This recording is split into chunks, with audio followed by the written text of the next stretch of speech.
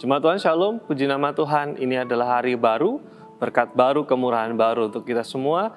Percaya bahwa kasih setia Tuhan selalu baru setiap hari, baru setiap pagi di dalam kehidupan kita.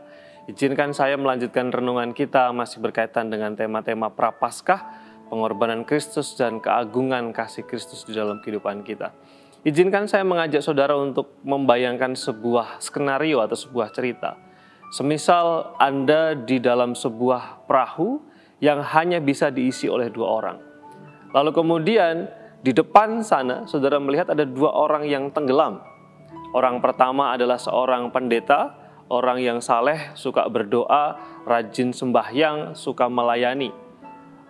Orang yang kedua adalah orang yang baik, yang saudara kenal, orang yang suka memberikan pertolongan kepada Anda. Saudara sakit dia kunjungi, saudara punya kebutuhan dia bantu, saudara kekurangan dia tolong, saudara dalam masalah dia memberikan solusi. Pertanyaannya adalah, dalam perahu yang saudara naiki itu hanya ada saudara, kemudian hanya tinggal 1 tempat lagi. Kalau diisi lebih dari 2 orang, perahu itu akan tenggelam. Kira-kira siapa yang akan saudara selamatkan?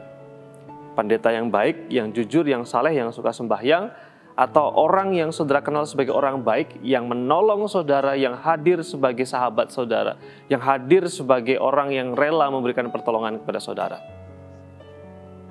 Mungkin sebagian dari kita akan menjawab bahwa saya akan menolong orang yang suka memberikan perbuatan baik itu kepada saya. Mungkin sebagian kita akan menjawab bahwa orang baiklah yang akan saya tolong karena saya berutang budi kepadanya. Tepatlah apa yang dikatakan firman Tuhan di dalam Roma pasal yang ke-5 ayat yang ke-7 mengatakan demikian, sebab tidak mudah seorang mau mati untuk orang yang benar, tetapi mungkin untuk orang yang baik ada orang yang berani mati. Ternyata favoritisme atau kesukaan kita atau kecenderungan kita adalah kita berpihak kepada orang baik daripada orang benar. Orang baik baru kemudian orang benar. Tapi bayangkan betapa besar dan anugerah Allah itu luar biasa di dalam kehidupan orang percaya. Ayat 8 dilanjutkan, akan tetapi Allah menunjukkan kasih-Nya kepada kita oleh karena Kristus telah mati untuk kita ketika kita masih berdosa. Kecenderungan kita adalah memilih orang baik dulu, kemudian orang benar, baru kemudian yang lain-lain. Tetapi kasih dan anugerah Allah itu dinyatakan secara luar biasa, di mana Tuhan tidak memilih berkorban untuk orang baik, orang benar, tetapi justru ketika saya dan saudara masih di dalam dosa, di dalam kebejatan, di dalam kerusakan, Tuhan mati, berkarya, berkorban. Yesus Kristus tersalib untuk kita.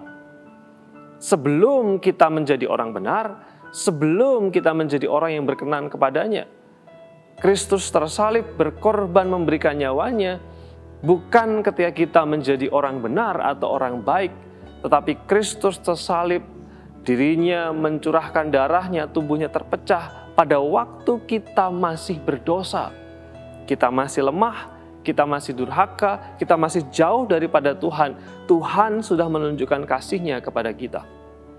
Bayangkan, seandainya Tuhan memberikan syarat, aku akan menolongmu, memberikan kemurahan, penebusan, keselamatan kalau kamu menjadi baik dulu.